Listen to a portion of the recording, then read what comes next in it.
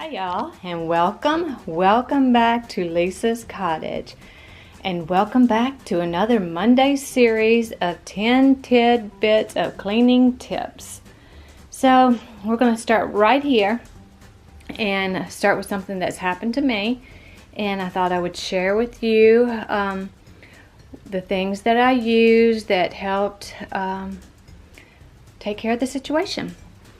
I'm sure many of us own wax warmers, a plug-in warmer, and I'm sure many of us have bumped those warmers and wax landed on our carpet.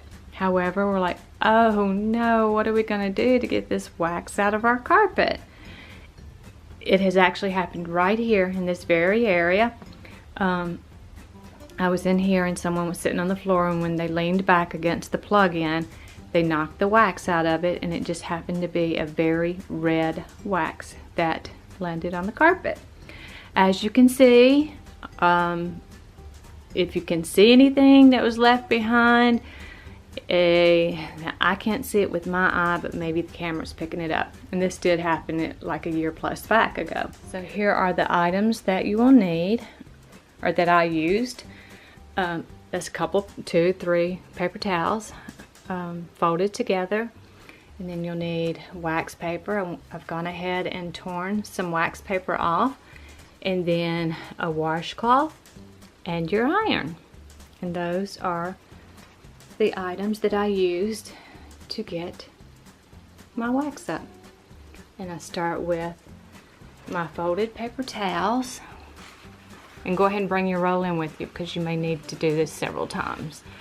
Lay your paper towel over the spill, and then you will take your wax paper and lay it over and then I just took a washcloth and used in place of pulling that larger hand towel out.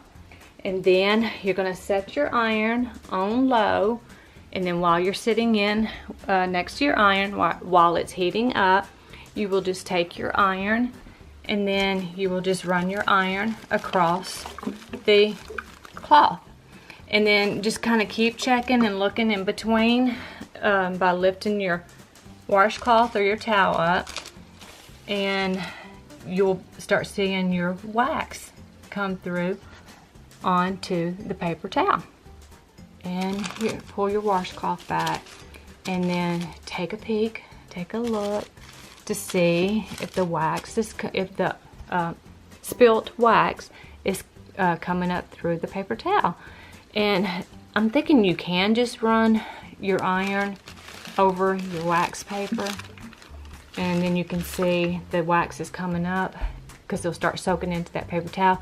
You may have to continue to do this 2, 3, several times until you get the wax up, or at least the majority of the wax up.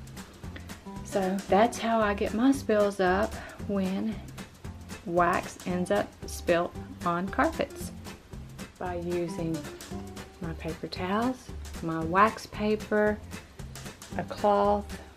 I'm thinking a washcloth, even a thin washcloth would work, and your iron.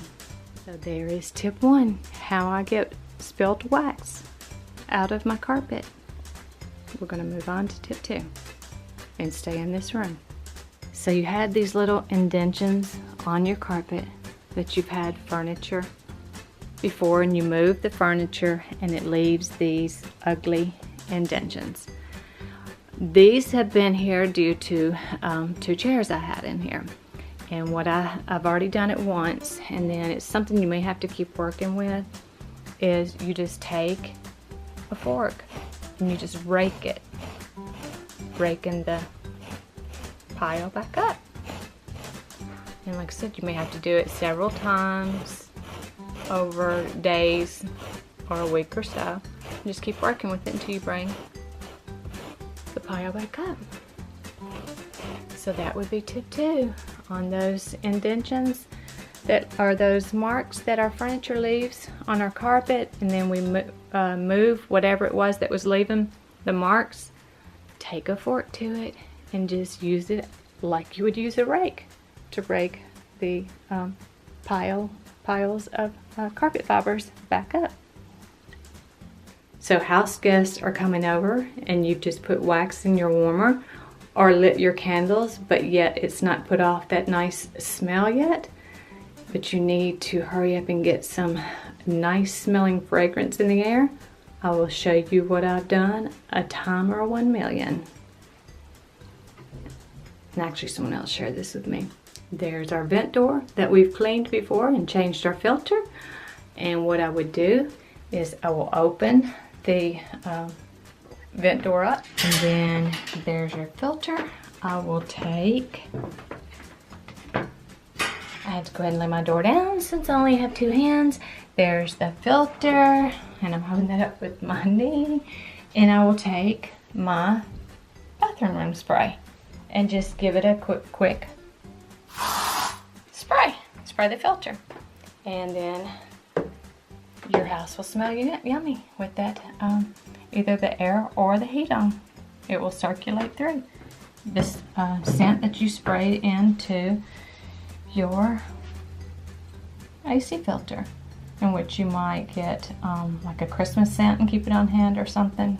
And your favorite. For how I clean my dishwasher, I use this dishwasher cleaner. It's just a tablet, and what you do is, of course, you open the package there and you place that tablet inside the compartment where you would put your dishwasher tab or liquid or powder, and close it up, and then run a cycle, and you run it with the dishwasher empty. So, and that same company makes the tabs for the washer.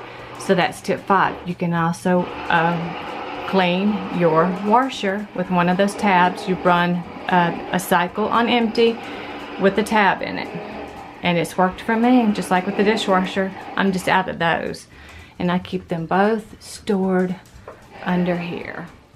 And it's just those little packs. And then, as you can see, I am out of my washer cleaner, and that's how I clean them. And I know you can use vinegar too. That's just really easy for me. That's what I've worked for years. So just in case you've never seen them or heard of them, now you have. So moving on to tip 6. And tip 6, I'm going to disinfect the sink, clean the sink out. I love these rubber mats. I've had them for years. This is probably my second, third, I don't know how many sets, but they keep the bottoms from getting scratched up, or the middle here scratched up. And they're also good, like if you're washing glass dishes and you hit this right here, it protects the glass dish from breaking. Can you see that yuck build up? I can get it to focus. But there's a yuck build up. I am going to clean that off, and I'm going to clean around the faucet, the handle, and those real tight corners in behind there.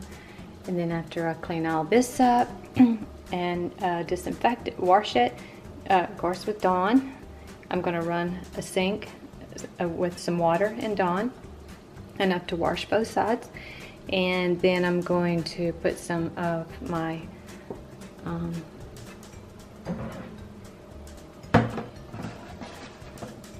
Lysol all-purpose cleaner. I'm going to clean around the sinks and wipe that down real good. Tip 7 would be, I'm going to use my kitchen wet scrub brush that I use for around the faucet and clean around it, and I'm going to take a little bit of vinegar to that and clean it. So tip 7 would be using my kitchen wet scrub brush to clean around the sink and the sprayer. Thought I would share with you, when you do get like toothbrushes to scrub areas like this, and if you're going to be using it actually on your faucet, your stainless steel, your nickel, whatever type of sink faucet fixtures you have, you might want to lean toward the soft bristles just so you do not scratch up your sink fixtures. And I'm letting that sit in some vinegar for a little bit just to help soften it up, and then I will take my toothbrush, which is my kitchen wet work toothbrush, and then once I get all of this washed up with the Dawn and then rinsed off, and then I'm going to use the Lysol all-purpose cleaner on it. I'm going to spray on it and let that sit for just a little bit. When I say a little bit, like less than a minute. And then I'm going to rinse that and dry it off. And when I get the sink dried out really good, I am going to use my granite polish that I use on my granite to polish my sink, because this is like a granite composite, I think. It's not like this kind of granite, but it is called a granite sink, but I think it's like granite composite, and it shines. And I'm gonna leave my dishwasher on this time because when I opened it a minute ago, I pushed cancel, so I had to start the load over again. So this time I'm just gonna leave it on and be really quick. The best rag that I find that does the best job for polishing and cleaning my wood furniture, cloth diapers. Maybe I'm just old school and just love the cloth diapers, but maybe if you're looking for something to replace your cleaning rags with, you might want to take a stroll down the infant aisle, the baby aisle of Walmart, or like if you do like me, you order a lot of your stuff from Amazon, grab a bag of cloth diapers, and they hold up really well through bleaching and everything. So I love to clean my furniture with cloth diapers. There's tip 7. If you're looking to replace your cleaning rags and you're not sure what you want to use, maybe you will consider cloth diapers. And how many of you already use cloth diapers? And tip 8 can flow right in to what I'm doing. That's the Lysol sitting on there that I'm fixing to wipe and rinse and then dry out the sink so I can polish. But sometimes I fail to remember my strainers or stoppers, whichever you call it, or I call it. I may call it something different every time. Sometimes I fail to give these a good scrubbing, so they need good scrubbing too.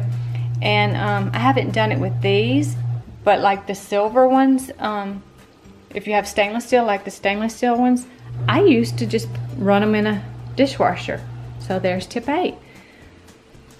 A reminder that our drainers, strainers, or stoppers also need a good scrubbing from time to time when you're scrubbing the sink.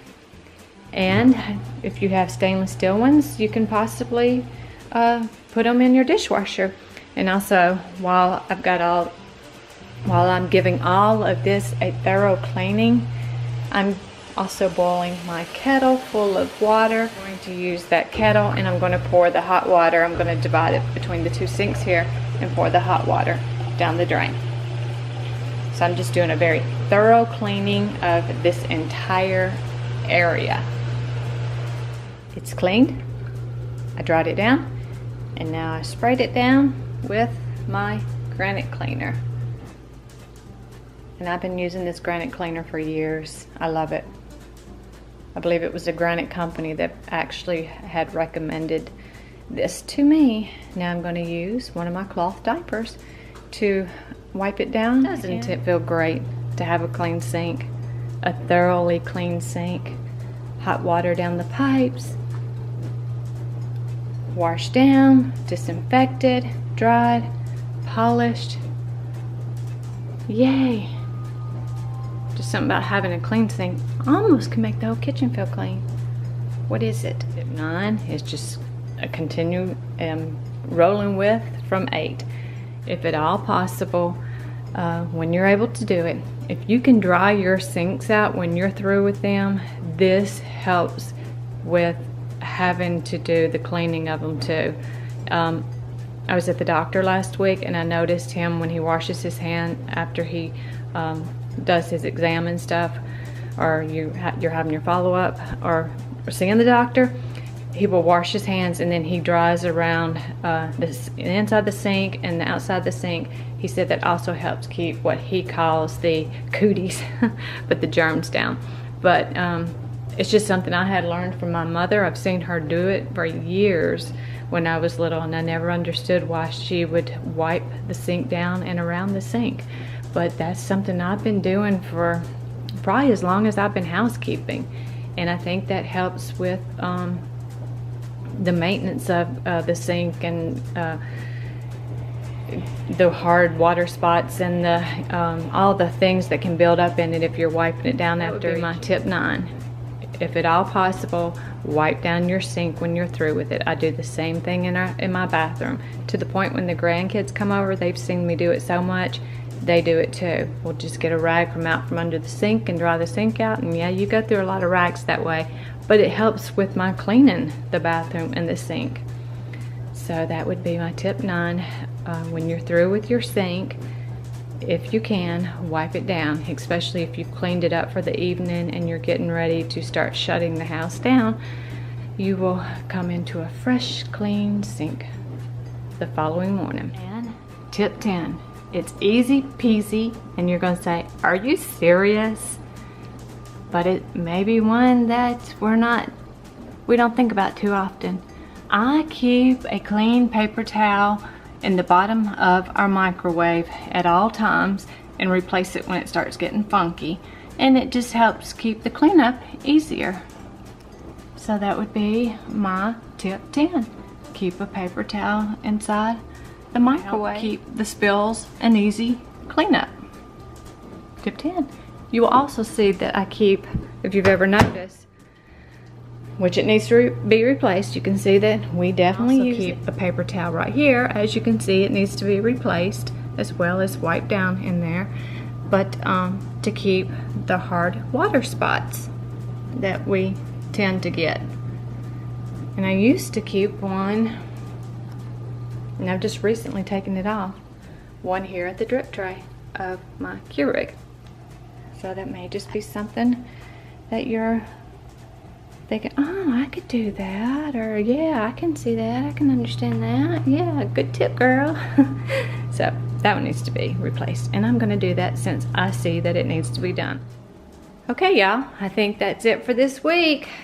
I still have that one last thing to do when this dishwasher completes its cycle, and I dry those, get those put away, and then I can run an empty cycle with my dishwasher cleaner tab here. But that wraps it up for this week's of 10 Tidbits of Cleaning Tips Monday. So I hope you enjoyed. I hope that you're able to use some of these tips if you're not already doing so. If you have any tips to share, I would love to hear them. I'm sure the other readers would love reading them, your tips. And maybe some of these tips made you think of ways that you could put your own twist or spin on it and use it that would work best for you, your household, and your lifestyle. This is where I'm gonna say, until we meet again, you all take good care, and bye-bye.